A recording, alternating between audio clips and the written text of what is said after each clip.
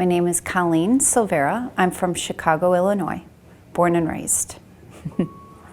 One of the big things with my life has been being an athlete and being active and competing in sports, and that's just been a huge part of who I am. When I was diagnosed with glaucoma, it was pigmentary dispersion glaucoma, which seems to be exertion-based.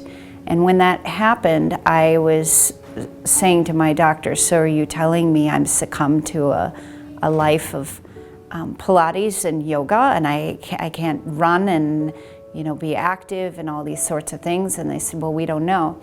At that time, I was training for an Ironman, which is swim, bike, run triathlons.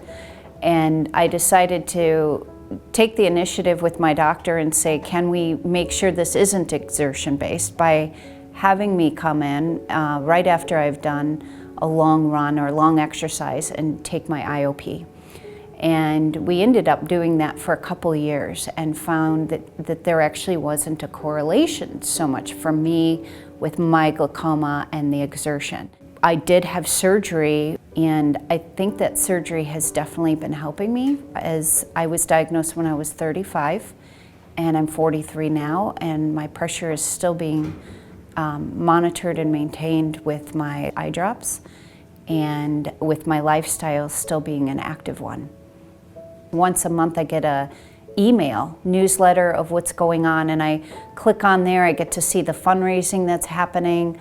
I get to see the latest research, different doctor opinions. It's very helpful in being able to feel like you're not alone and that the country is working on something with this disease, and a foundation is working on it.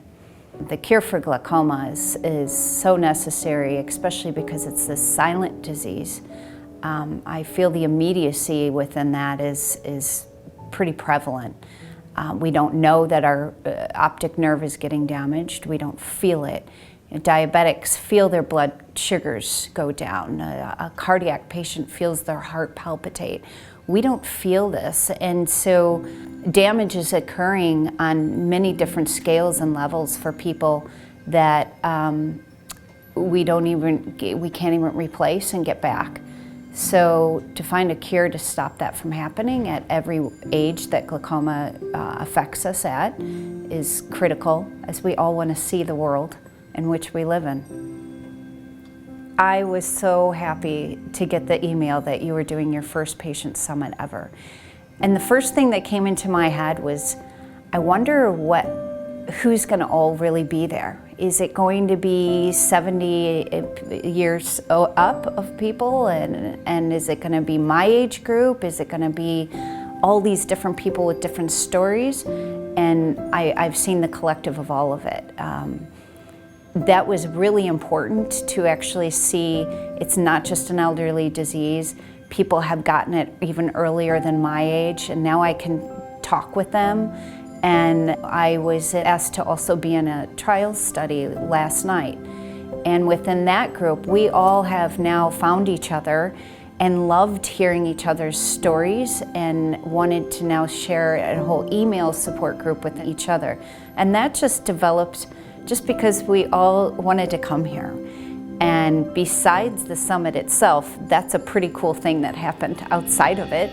But within this summit that I've experienced today so far, the information in which the doctors are relaying all different topics of glaucoma has been a fantastic spread of ideas, thoughts, technology, concerns. Having patient stories that also were on the panel today was great. But I think it just encompassed everything that any glaucoma patient has ever thought or wondered or had concern about. And so I would absolutely come to this every year if you guys were to have it.